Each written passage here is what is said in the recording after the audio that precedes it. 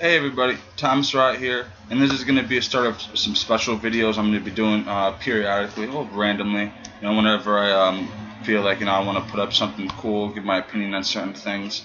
This is, I don't know what I'm going to name it yet, I'll figure that out, but afterward, but this is going to be a video basically about my top 10 favorite horror sequels that came out, and that just ranges all from classic stuff all the way up to like stuff that was a little newer.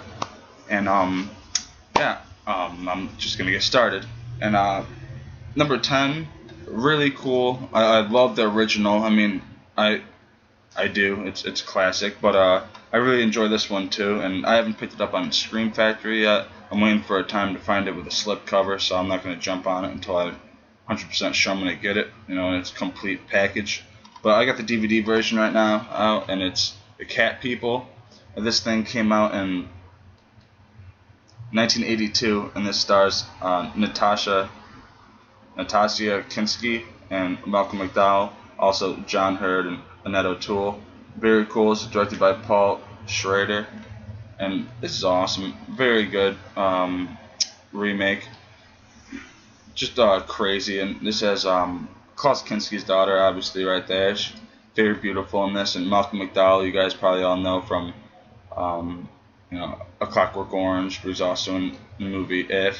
He's also in the remake of Rob Zombie's Halloween as Dr. Loomis. Very cool, and great stuff. I mean, this is it's an incredible film. I really liked it, and this is the Universal DVD edition of it, which, I mean, I'm sure everybody has, or everyone has at least seen. It's very cool. It comes with a lot of special features, which is awesome. I think Universal does that. And probably won or lost some bids. Sorry about that, guys. Fucking eBay. And very awesome. This is number 10. Number 9, speaking about Klaus Kinski, this is Nosferatu. This is I always get this one mixed up, too, when this one came out. When did this one come out? 1979. I always think 78, but this is, in my opinion, Klaus Kinski's masterpiece. He plays Nosferatu really well. Everybody knows the silent film Nosferatu from the 1920s. Fucking awesome shit. Awesome. And this is the Anchor Bay 2-disc edition, and this is just beautiful.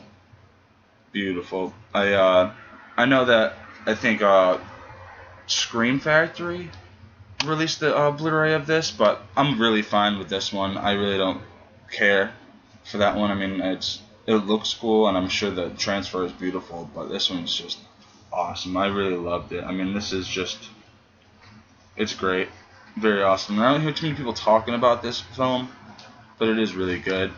And of course, with Anchor Bay, you got, the nice booklet, and then you got the 2-disc. Very cool. And the second disc is the German version called Nosferatu, Phantom der Nacht, which is cool. Very awesome. It's got like the making of Nosferatu on it and all that. And disc 1 is obviously Nosferatu the Vampire, the English version. Very cool. Highly recommend this if you guys haven't seen it. Great remake. Next remake, speaking about Malcolm McDowell too.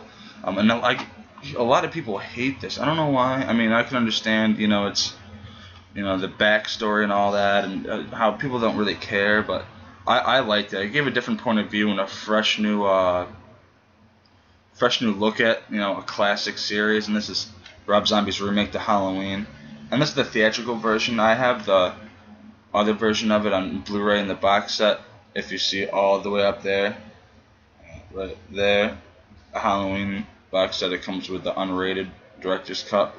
This is a great film. I really, really like this. I mean, it has so many great actors and actresses in it, like Dee Wallace and stuff, Ken Foree, and everybody from like the Rob Zombie, cast from House of a Thousand Corpses and Devil's Rejects are in this. I mean, it's Michael Myers as a little kid. It's pretty creepy, but it's, I think it's meant to be like that. And this is just great. I mean, Brad Dourif is in this as a sheriff. Danielle Harris is actually naked in this, which is kind of creepy on Rob Zombie's behalf, because everyone knows Danielle Harris from the Halloween 4 and 5, and how she's just fucking like naked in this for literally like 20 minutes of the movie. She's straight naked, and half of it she's on the ground, but it's still just weird. I always thought that was weird, but I'm not gonna complain. She's beautiful, so But yeah, this is the 2-disc one that has a bunch of special features, alternate endings, and all that. And, it's got a flipper disc, and then it's got the special features. No booklet, but I plan on getting this, the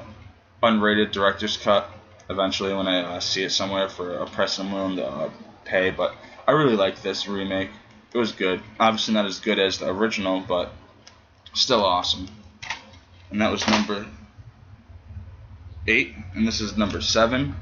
Another remake that I saw when it first came out in theaters, and I was super excited. I'm like, no way, dude, this is fucking sick.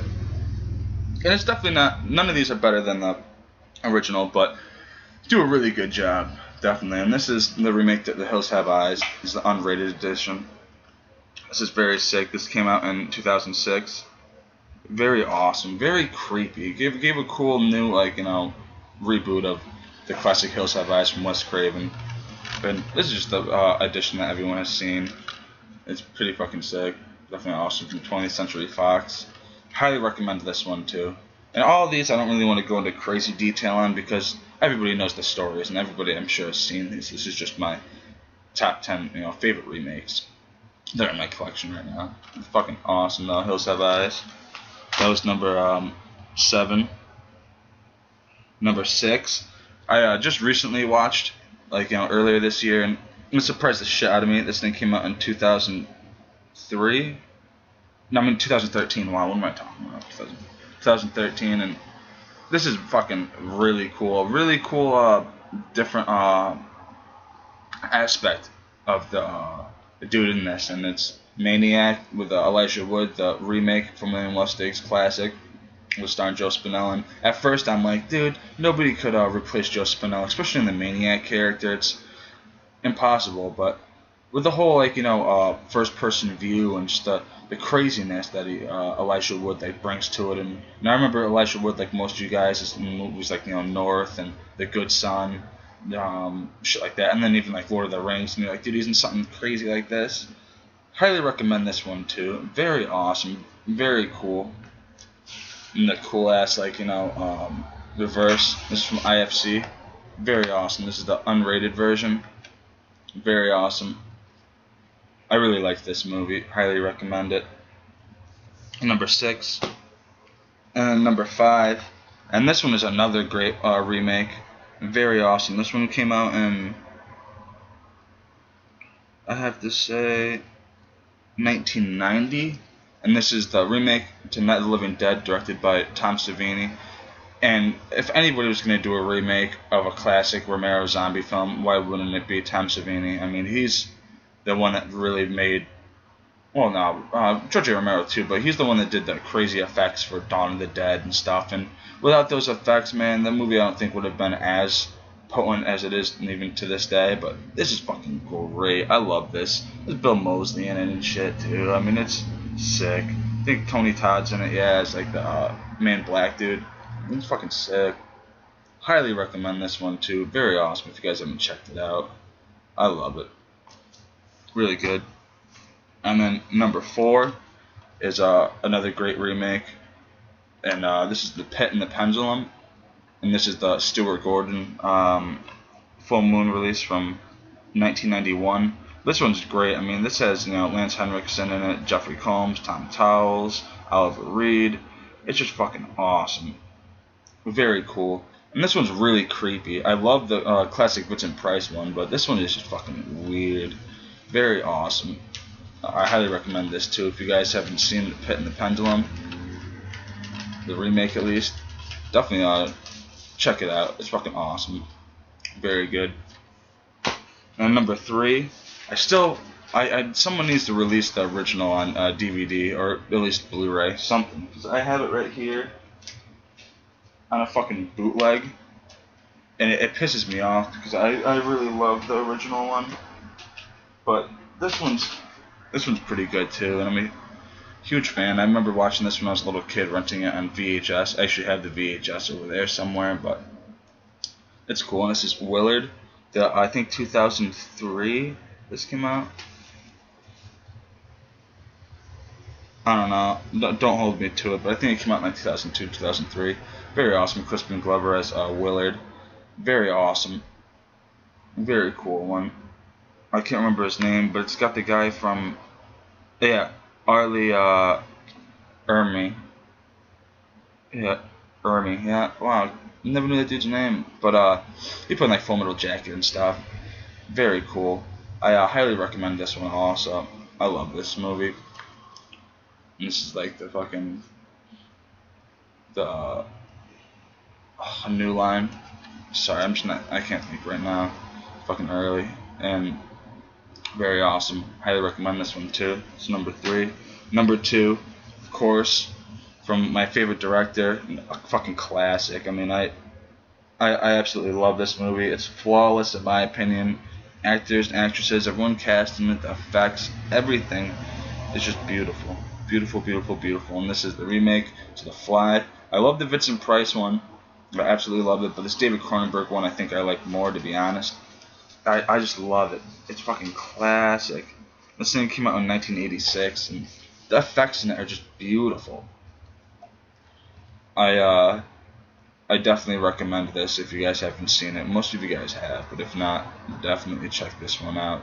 Everything about it. I mean, just the whole idea of it is just nuts. You know, transporting from one place to another, and then like getting fucked up, and there's like the body conforming. And I always like the line in this when Jeff Goldblum's like, maybe me being a human, it wasn't my real form, it was just a dream, and I'm finally becoming what I really am, which is like a fly. And that just creeps me the fuck out because I used to have these bugged out like dreams and shit about stuff like that where maybe I'm not who I really am. It's just a dream. I'll wake up one day and be something totally different.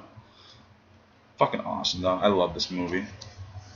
That was number 2. And number 1 is something that's not gonna shock too many people. It's in most people's I think top 5 favorite remakes of all time, and this is John Carpenter's The Thing. And this is a fucking masterpiece. In my opinion, this is in my top 10 favorite movies of all time. It's just so great, from the effects to the characters, the plot, how they're all isolated, but it's still they get that like crazy vibe to it. Everything is just awesome. It's so great. And this thing came out in why can't I remember any of these right now? 1982. Sorry guys, but very awesome. Kurt Russell's in this shit. You can't beat that. I mean, you really can't. And this one comes all fresh and shit with like, the fucking insert and all that, the disc. And this is just amazing. John Carpenter outdid himself with this one. Highly recommend this. Awesome stuff.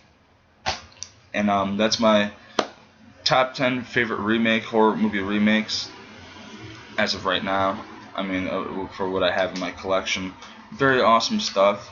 And thank you guys for watching.